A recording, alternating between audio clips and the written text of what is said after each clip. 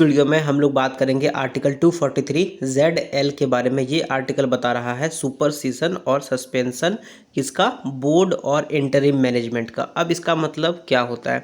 सुपरसेशन और सस्पेंशन मतलब कोई भी बोर्ड मेंबर, कोई भी कोऑपरेटिव सोसाइटीज़ का बोर्ड जो कि इलेक्शन के बाद चुन करके आया है, उसको अगर राज्य सरकार उसका अतिक्रमण कर ले या उसको बर्खास्त कर दिया जाए या उसको सस्पेंड कर दिया जाए, तो वो सब सिचुएशन में क्या क्या हो सकता है और उसके लिए क्या क्या कानून है, उसके बारे में हम लोग जानेंगे इस आर्टिकल में। ठीक है, तो जितना भी कानून है, जो भी है, उसको अगल बगल रखते हुए कोई भी बोर्ड, जो भी बोर्ड चुन करके आया है इलेक्शन के द्वारा, कॉन्स्टिट्यूशनली वो एकदम वैलिड है, उसको 6 महीने से ज़्यादा तक सस्पेंड नहीं किया जा सकता है। हालांकि कुछ कुछ कंडीशंस है जिसमें उसको 6 महीने से ज़्यादा सस्पेंड किया जा सकता है, बट नॉर्मल सर्कमस्टांसेस में, नॉर्मल सिचुएशन में जब भी उसको सस्पेंड किया जाएगा तो वो 6 महीने से ज़्यादा तक सस्पेंड ना किया जाए। ठीक है, लेकिन किस किस सिचुएशन में सस्पेंशन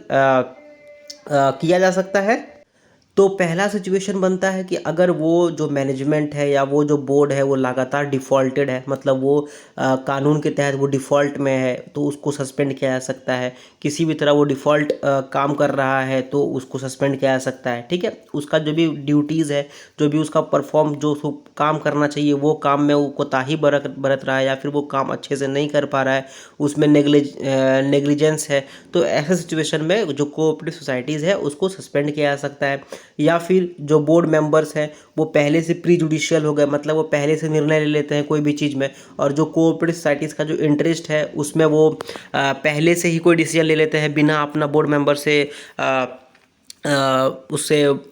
डिस्कस किए बगैर, और जो मेंबर्स है उसका सोसाइटीज़ का उसको उससे डिस्कस किए बगैर अगर कोई भी मामले में वो गलत तरह से निर्णय लेते हैं या फिर जो इंटरेस्ट कोऑपरेटिव सोसाइटीज़ का है वो उसको हार्म कर रहा है, तो इस सिचुएशन में वो जो बोर्ड मैनेजमेंट है उसको बर्खास्त किया जा सकता है। ठीक है, उसके बाद जो बोर्ड का जो फंक्शन है, कॉन्स्टिट्यूशनल जो फंक्शन है और जो बोर्ड काम कर रहा है उसमें अगर स्टेलमेट हो जाए, मतलब कि कॉन्स्टिट्यूशन कुछ बताता है और बोर्ड मेंबर कुछ कर रहा है, ठीक है, तो इस सिचुएशन में क्या हुआ, स्टेलमेट हो गया, दोनों में लॉक हो गया कि ना तो बोर्ड मेंबर अपना काम सही से कर पा रहा है और जो कॉन्स्टिट्यूशन में लिखा हुआ है उसके अगेंस्ट में बोर्ड मेंबर कुछ करना चाह रहा है, तो ऐसे सिचुएशन में काम तो नहीं हो पाएगा बोर्ड मेंबर्स का। ठीक है, और कोऑपरेटिव सोसाइटी इस तरह ग्रोथ नहीं कर पाएगी। तो इस सिचुएशन में जो कोऑपरेटिव सोसाइटीज़ है उसको 6 महीने के लिए उसको सस्पेंड किया जा सकता है या उससे ज़्यादा दिन के लिए भी उसको एक्सटेंड किया जा सकता है। ठीक है, उसके बाद जो बोर्ड मेंबर्स है वो 5 साल का कार्यकाल ख़त्म होने के बाद 5 साल 1 महीना हो गया बट वो इलेक्शन नहीं कंडक्ट कराया है, या फिर 5 साल ख़त्म होने के बाद कोई नया बोर्ड मेंबर नहीं आया है और वो इलेक्शंस को कंडक्ट नहीं करा पा रहा है, तो इस सिचुएशन में क्या होगा, वो जो कोऑपरेटिव सोसाइटीज़ का जो बोर्ड मेंबर है वो क्या हो जाएगा, अनकॉन्स्टिट्यूशनल हो जाएगा। ठीक है, तो ऐसे सिचुएशन में जो स्टेट गवर्नमेंट है वो उसको सुपर सेशन कर सकती है, उसका अतिक्रमण कर सकती है या फिर उसको सस्पेंड भी किया जा सकता है।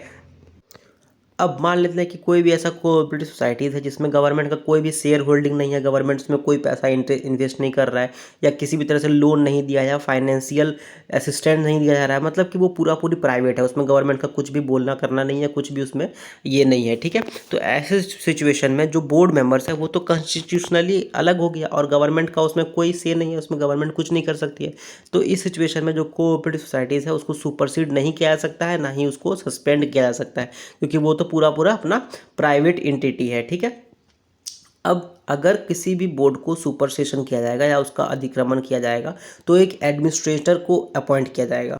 और वो जो एडमिनिस्ट्रेटर है वो एडमिनिस्ट्रेटर का काम क्या होगा, पहले सबसे पहले काम ये होगा कि जैसे ही सुपर सेशन किया गया किसी बोर्ड का तो नया एक फ्रेश इलेक्शन किया जाए। फ्रेश इलेक्शन करने के बाद जो चुन करके आएगा मैनेजमेंट, उसको वो कोऑपरेटिव सोसाइटीज़ का बोर्ड का जो चाबी है, जो काम वाम करता है, उसको वो एक तरह से परमिशन दे दिया जाएगा। अब एडमिनिस्ट्रेटर कौन होगा, इसको डिसाइड करने का जिम्मेदारी किसके पास है, स्टेट का लेजिस्लेचर के पास, स्टेट का विधायिका के पास। एक एडमिनिस्ट्रेटर IAS ऑफिसर भी हो सकता है या फिर कोई और ऑफिसर हो सकता है, या फिर कोई एक ऐसा व्यक्ति हो सकता है जिसको कि स्टेट लेजिस्लेचर के तहत, लॉ के तहत उसको बताए कि हाँ ऐसा व्यक्ति ही एक एडमिनिस्ट्रेटर बन सकता है कोई भी कोऑपरेटिव सोसाइटीज़ का। ठीक है, तो ये था आर्टिकल 243 ZL, और इसमें हम लोग जाने कि किसी भी बोर्ड या किसी भी इंटरिम मैनेजमेंट का सुपर सेशन कैसे हो सकता है या उसका सस्पेंशन कैसे हो सकता है, किस बेसिस पे हो सकता है, और अगर उसका सस्पेंशन हो जाएगा तो उसके बाद क्या क्या सिचुएशन सिनेरियोज बनता है। ठीक है। एंड अगर ये वीडियो आपको अच्छा लगा तो उसको आप लाइक करो, दोस्तों के साथ शेयर करो, कुछ भी पूछना है बताना है तो कमेंट करो,